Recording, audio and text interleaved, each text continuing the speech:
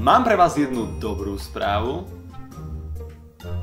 A ja zlú nemám. No okej, počúvajte. Asi viete, že pred pár mesiacmi sa mi podarilo prejsť vodičák. Na druhý pokus. Ale to vôbec nevadí, ja som sa na ten prvý neučil, bo robil som videá. A na čo máme vodičák, keď nemáte auto? Váš kamarát sa strašne ožral a potrebuje odniesť traktor do stodole. Čo spravíte? Ja viem, že by ste sa išli ožrať s ním, ale čisto hypoteticky, keby ste boli zodpovedný človek, by ste ten traktor zobrali do jeho stodoly. No ja nie som ešte na traktory pripravený, tak som sa rozhodol Volkswagen Slovensko osloviť. Hej, ho! Hej, ho! Nepreboha, oslovil som ich fakt na úrovni, že to je nadnárodná firma. Ale zjednodušene povedané, nemáte jedno auto naviac? Ale nie, že? Ne. Ale môžeme ti vyrobiť tvoje!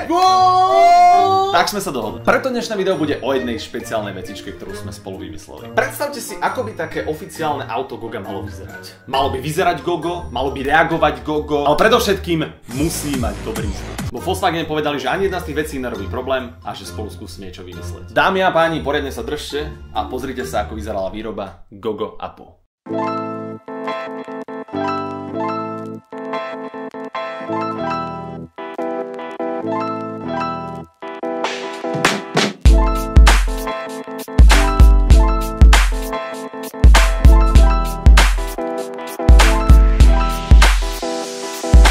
Teraz ideme do lakovne, toto mi pripomína Breaking Bad. Už to začína zaváňať.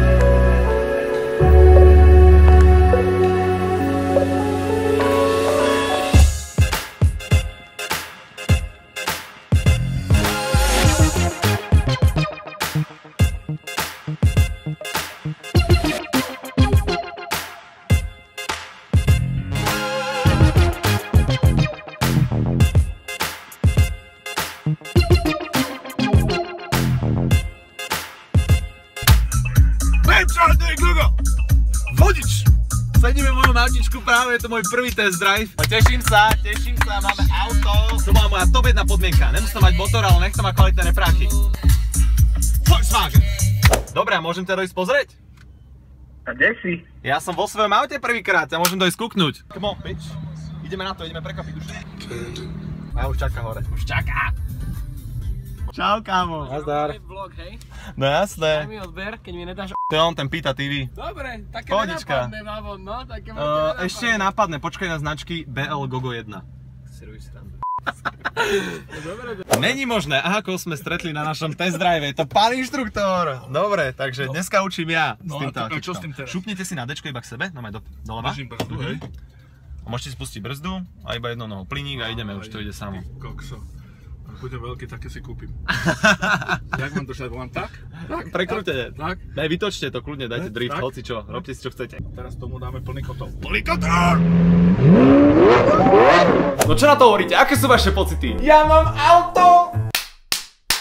Hovoril som si, že tie veci, čo každý hovorí. Keď budeš mať auto, budeš konečne slobodný, budeš chodiť kam chceš. Ale čo si, však MHDčka je úplne v pohode, Uberom môžem zájsť kam chcem. Nie je starý Gogo. Ten s chrchlaným hlasom mal pravdu. Je to úplne o ničom inom. Nie je to úžasné, že vďaka vám čo to sledujete, môže jeden človek prísť za automobilkou a vymyslieť spolu taký projekt, taký halúzny projekt, že vznikne takéto autíčko. Je to proste super. Nechcel som mať ako prvé auto nejaké obrovské silné hovado. Chcel som niečo presne také, ako je Up. Na mesto, nech sa v tom rozjazdím. Proste je to úplne ideálne. Kebyže mám teraz nejaké obrovské auto, vyzerám ako komerčný a teraz vyzerám ako komerčný malom aute.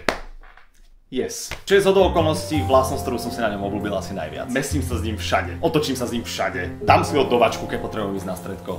Vymysleli sme to tak, že autíčko bude mať zapožičané na rok, môžem si s ním jazdiť ako chcem, točiť s ním čo chcem a o rok sa vydraží na charitu. Čiže podľa mňa úplne perfektná myšlienka. Ja sa takto naučím riadiť a budem mať na začiatok úplne perfektné autíčko, ktoré môžem aj točiť. Volkswagen budem takto prezentovať a nakoniec sa to auto predá a tie prachy pôjdu na dobré účely. A takto nakoniec sa chcem poďakovať hlavne vám. Neviem, čím to je, že vás tento ksich stále neomrzel, ale som za to strašne rád. Tak dúfam, že budete sledovať naďalej. Majte sa, vidíme sa pri ďalšom videjku alebo na cestách. Čaute. Vaša! Takže teraz, keď už vidíte oranžovo-čierneho hápa, kto tam sedí?